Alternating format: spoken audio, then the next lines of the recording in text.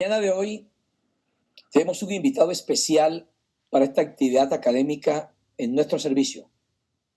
Doctor Sergio Andrés Cruz es internista o residente de medicina interna de la Universidad Nacional de Colombia, que rota por gastroenterología, y a raíz de que hemos tenido en las semanas previas pacientes que tienen simultáneamente colangitis biliar primaria y hepatitis autoinmune, él dictó una conferencia sobre la superposición o la sobreposición de este par de entidades, destacando que la combinación de estas patologías en un paciente implica un peor pronóstico que cada enfermedad por separado.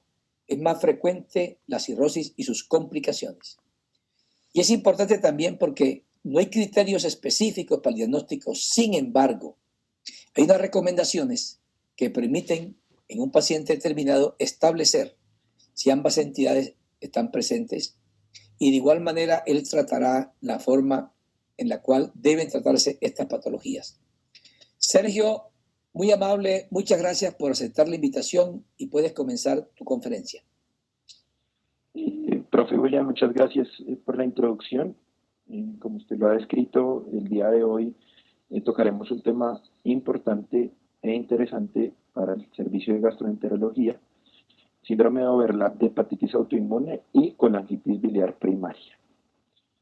Entonces, el síndrome overlap de hepatitis autoinmune y colangitis biliar primaria es un síndrome de sobreposición de estas dos entidades que tienen un trasfondo fisiopatológico autoinmune.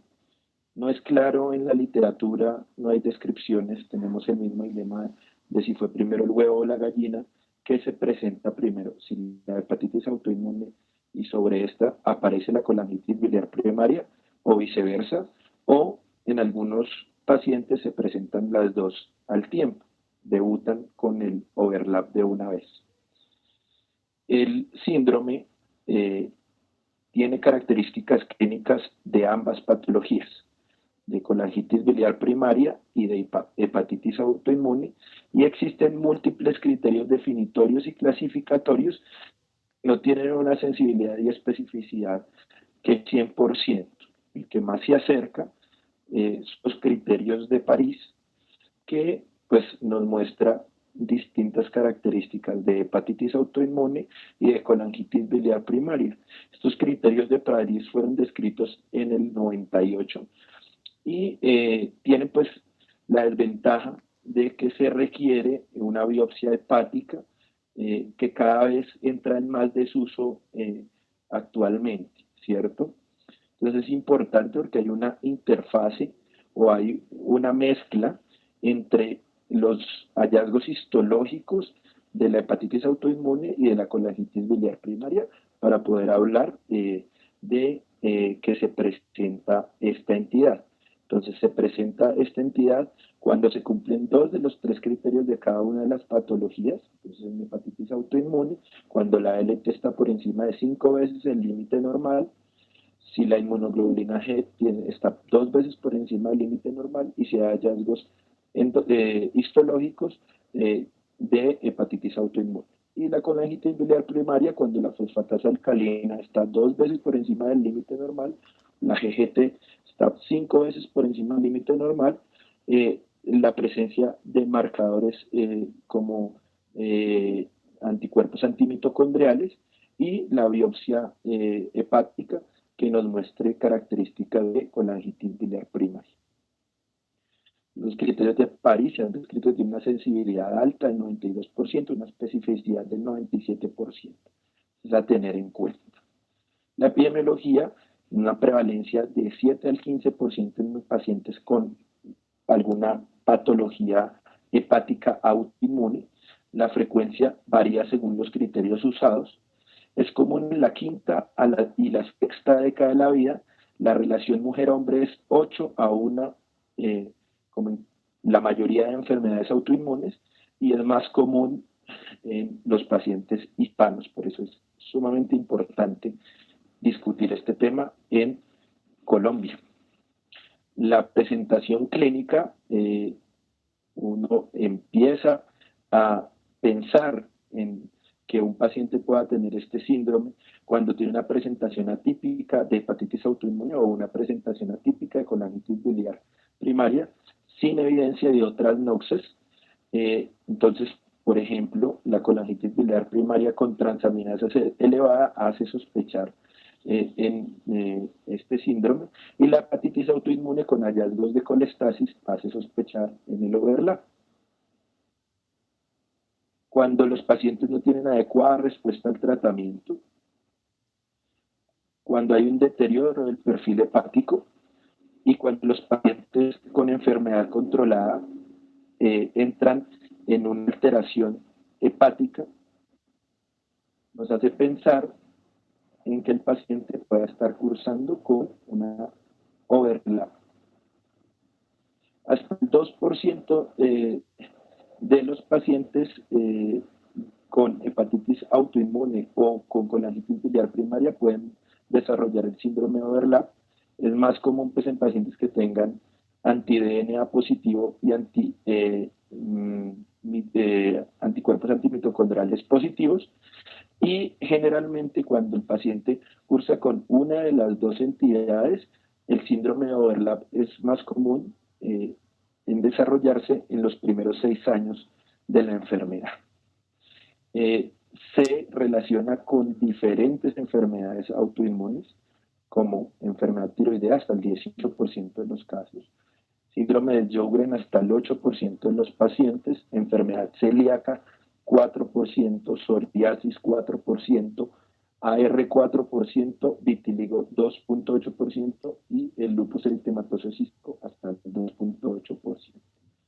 Es un estudio de Plotman del 2018 que evaluó características de anticuerpos más comúnmente vistos en el síndrome de overlap y describe que en los pacientes con una LT 2 veces por encima del límite normal, IgG 2 veces por encima del límite normal y anti-DNA más de 1 en 20 se tiene un área bajo la curva de 0.84 para definir un overlap de hepatitis autoinmune y colangitis biliar primaria, entonces tenerlo en cuenta. La historia natural, pues, como indicaba en la introducción, las complicaciones son más frecuentes en estos pacientes, tienen menor sobrevida libre de evento adverso. Los factores pronósticos que se han descrito es tener una bilirrubina total por encima de 2.7 el valor normal, una ST 4.6% del valor normal, les va mejor. Y pues es más común el desarrollo de cirrosis y tienen peor respuesta al tratamiento con UTCA. El tratamiento no está estandarizado debido a que es una entidad que es poco frecuente. Se han descrito el uso de UTCA en estos pacientes, el uso de esteroides, teniendo en cuenta su fisiopatología autoinmune, el uso de azatioprina y de micofenolato, estos últimos dos principalmente en descripciones de caso.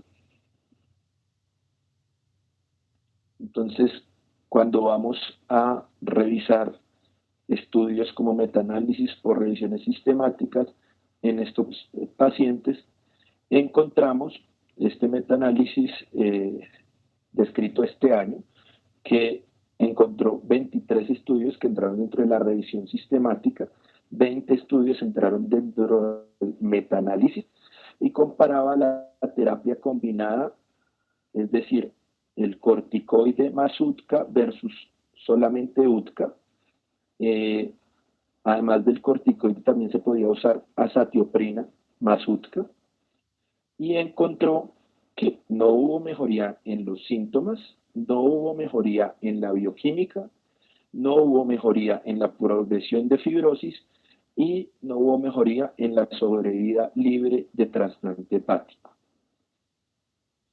¿Qué dicen las guías? No se remite a las guías, se puede remitir principalmente a las guías, por ejemplo, con la colangitis biliar primaria europea, dado que no hay unas guías, ya lo planteábamos, es una entidad poco frecuente, y las guías consideran, como lo dijimos, que en los pacientes que no respondían a UTCA, que tenían colangitis biliar primaria, hay que descartar un síndrome de overlap. Y la evaluación y el manejo activo se debe dar a los síntomas que tiene el paciente. El prurito, la fatiga, los pacientes como se planteó tienen más frecuencia de otras enfermedades autoinmunes como el complejo Zika, alteraciones a nivel óseo por la no absorción de algunas vitaminas. Entonces es importante hacer un seguimiento juicioso de estos pacientes y pues el tratamiento de la coexistencia de enfermedades autoinmunes. En estos pacientes, el tratamiento con inmunosupresor, como lo planteamos, azatioprina o corticoide más UTCA, está controvertido. La evidencia no nos soporta este manejo. En cuanto a la hiperlipidemia, estos pacientes generalmente tienen hiperlipidemia, pero se ha descrito que esta hiperlipidemia no aumenta el riesgo cardiovascular mayor. Entonces no se debería usar atorvastatina a no ser de que tenga alguna indicación. Mensajes para la casa. El síndrome de overlap es una entidad poco común. Los criterios o el gol estándar actualmente pues es los criterios de París. Se debe sospechar en pacientes con poca respuesta al tratamiento. Las complicaciones se presentan más frecuentemente comparado con una u otra de las entidades. El tratamiento base es el UTCA, no se ha visto mejoría con la adición de otros medicamentos y la evaluación e intervención de comorbilidades es fundamental en este caso. Muchas gracias.